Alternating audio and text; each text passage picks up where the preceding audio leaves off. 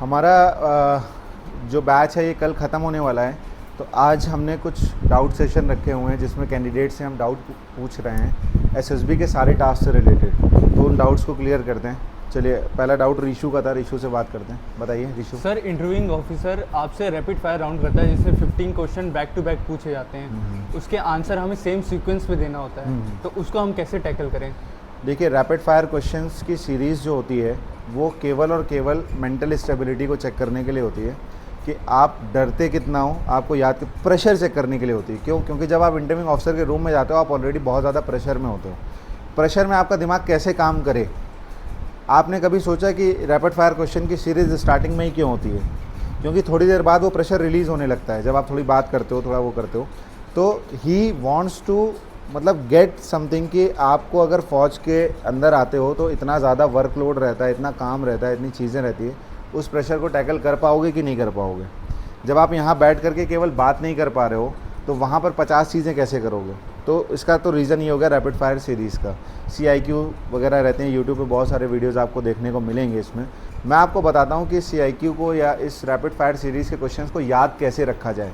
तो उसके लिए क्या है, एक निमोनिक टेक्निक होती है कि आप इमेजिन कर लो उन क्वेश्चंस को।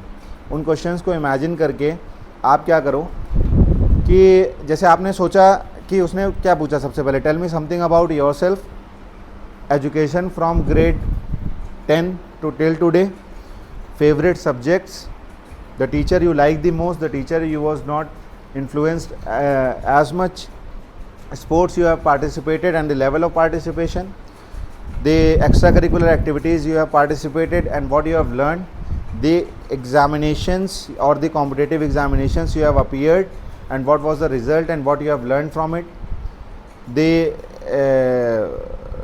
how many members in your family and how do you spend time with them, और how much pocket money do you get and how you spend it। Suppose इस तरह का एक रैपिड फायर सीरीज़ का question आ गया।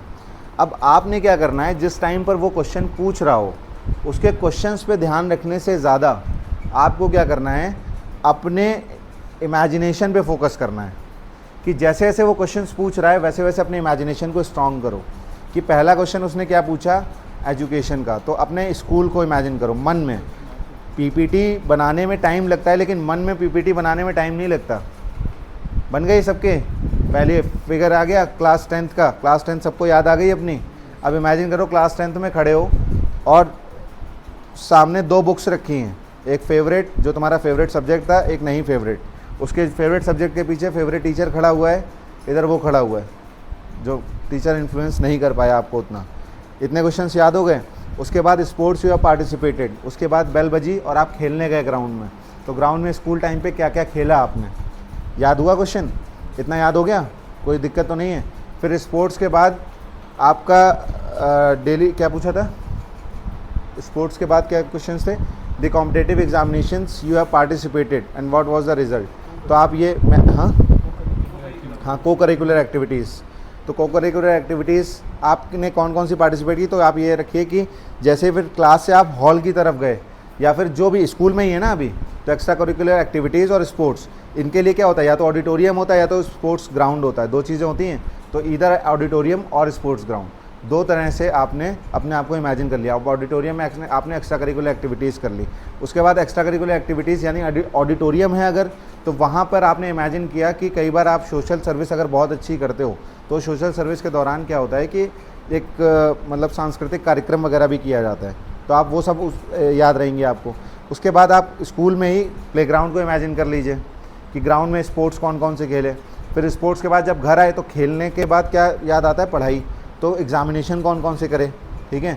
फिर घर पे कितने मेंबर्स हैं, तो जब घर आ गए बैग लेकर के घर आए, बैग रखा तो मेंबर्स कितने हैं, ठीक है, फैमिली मेंबर्स कितने हैं, कैसे आप अपना टाइम स्पेंड करते हो उनके साथ, किस तरह से करते हो। तो ये सब एक PPT के फॉर्म में इमेजिनेशन बना लो और वैसे याद रखो। और जब उसको बताओगे तो एक वो जो बच्चा जो तुम खुद हो, 10वीं का बच्चा, वो एक जगह से दूसरी जगह जा रहा होगा, तुम अपने आंसर निकाल रहे हो, तुम्हारे दिमाग में बच्चा घूम रहा होगा एक जगह और तुम अपने आंसर ऐसे फटाफट दे रहे हो। Best way. और ये पहली बार है जो मैं ऑनलाइन ये यूट्यूब पे बता रहा हूँ, वरना मैंने हर बैच में बच्चों को यही बोला है कि ये टेक्निक किसी को बताना मत। नेक्स्ट, और किसी का कोई डाउट है एसएसबी के किसी भी टास्क से रिलेटेड? इंटरव्यू से रिलेटेड, स्पोर्ट्स के क्वेश्चंस को प्रिपेयर कैसे करना है। चलिए इसको ब्रेक कर दीजिए फिर।